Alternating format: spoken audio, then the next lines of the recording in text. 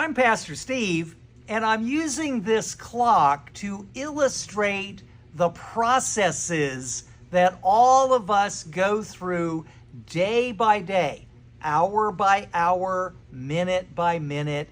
We go through all these experiences, and our experiences will vary between the sacred, when we suddenly realize how deeply we belong to this universe, and the profane, when we're trying to fix a flat tire on the car or whatever it is that we got to do. We go through it all. And it's very important for us to keep our spiritual center. The spiritual center that I have spoken about would be the 12, which is the beginning and the end, the Alpha and Omega, the first and the last.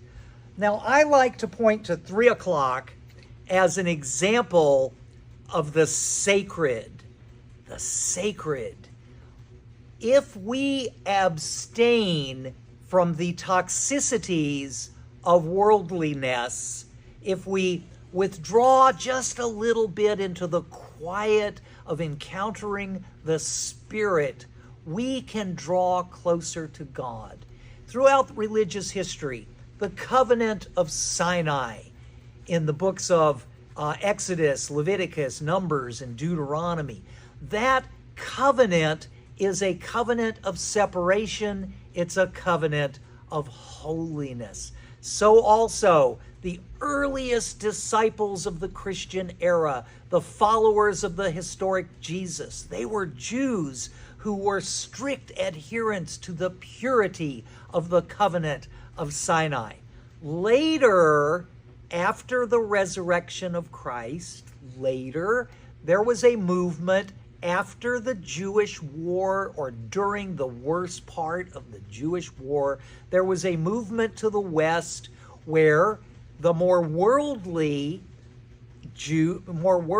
Greeks and Romans began to accept the teachings of the Jesus movement. But they were much more worldly. And there's a lot of dispute about that. Holiness helps us to draw closer to the divine. And that's just a reality.